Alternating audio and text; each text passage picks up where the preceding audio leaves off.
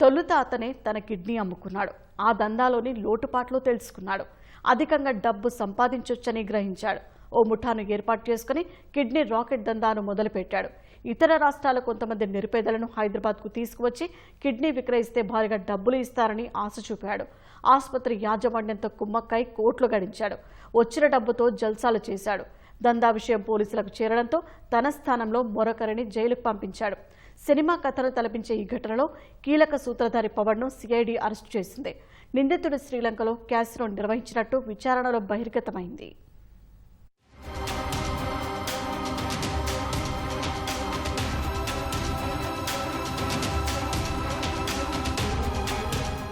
ఈ ఏడాది జనవరి 21న kidney racket దందా బయటపడింది. సమాచారం అందుకున్న ఎల్బీనగర్ పోలీసులు ఆసుపత్రిపై దాడి చేసి అక్కడి పరిస్థితులను పరిశీలించి కిడ్నీ శస్త్రచికిత్సలు నిర్వహించినట్టు అనుమానం వ్యక్తం చేశారు. అనంతరం డిఎంహెచ్ఓ ఇతర అధికారులతో కలిసి మొత్తం ఆసుపత్రిని పరిశీలించారు. 2 కిడ్నీ దాతలు 2 గ్రహీతలను ప్రశ్నించి కిడ్నీ దందా కొనసాగుతున్నట్టు నిర్ధారణకు వచ్చారు. ఈ కేసులో 2 వైద్యులు గుంటుపల్లి సుమంత్, సిద్ధంశెట్టి అవినాష్ సహా 10 మందికి పైగా అరెస్టు చేశారు.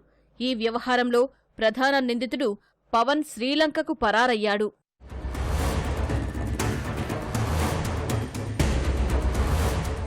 పవన్ గతంలో శ్రీలంక, విశాఖపట్నం, చెన్నై తదితర ప్రాంతాల్లో కిడ్నీ దందా నిర్వహించినట్లు పోలీసులు గుర్తించారు.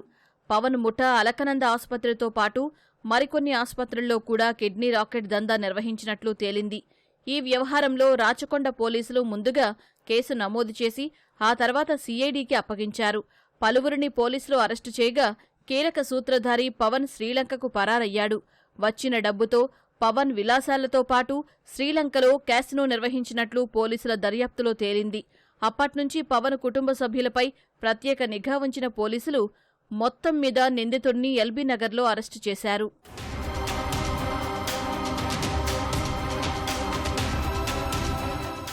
ఆంధ్రప్రదేశ్కు చెందిన పవన్ ఆర్థిక ఇబ్బందులతో సతమతమవుతున్న సమయంలో తన కిడ్నీ విక్రయించాడు.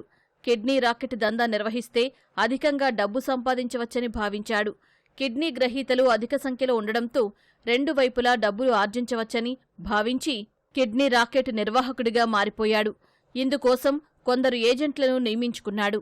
శ్రీలంక, తమిళనాడు, విశాఖపట్నం, హైదరాబాద్లోని సరూర్ నగర్లో కిడ్నీ దందాలు నిర్వహించాడు. చివరకు సరూర్ నగర్లోని అలకనంద ఆసుపత్రిలో ఈ వ్యవహారం బయటపడ్డంతో విదేశాలకు పరారయ్యాడు.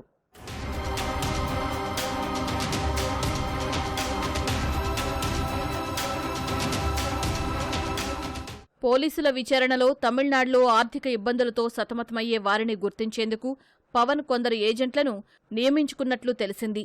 మరికొందరు ఏజెంట్ల ద్వారా కిడ్నీ గ్రహీతల సమాచారాన్ని సేకరించినట్లు దర్యాప్తులో వెల్లడైంది. నిర్వహణలో ఇబ్బందులు ఎదుర్కొంటున్న చిన్న చిన్న ఆసుపత్రుల యజమానులను గుర్తించి వారిని ముగ్గులోకి దించాడు. అలా ఈ దందాలో తన సొంత సంబంధాలు ఏర్పాటు చేసుకున్నాడు. ఒక్కో కిడ్నీ గ్రహీత నుంచి దాదాపు 50 లక్షలు వసూలు చేసిన పవన్ కిడ్నీ దాతలకు మాత్రం 5 లక్షల రూపాయలు చెల్లించేవాడని సిఐడి అధికారులు గుర్తించారు.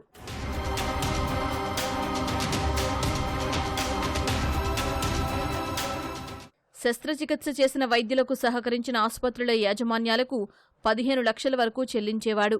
ఒక్కో శస్త్రచికిత్సకు 30 లక్షల వరకు తనకు మిగిలేలా చూసుకునేవాడు.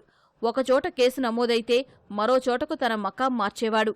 ఈ విధంగా గతంలో విశాఖ పోలీసులు పవన్ను నిందితుడిగా గుర్తించినప్పటికీ అతని ఆనవాళ్లు తెలియకపోవడంతో పవన్ అనే మరో వ్యక్తిని తన స్థానంలో అరెస్టయ్యేలా చూశాడు. అతనే పవన్ అనుకుని విశాఖ పోలీసులు రిమాండ్కు తరలించారు. ప్రస్తుతం సిఐడి పోలీసుల అరెస్టుతో అసలు విషయం బయటపడింది.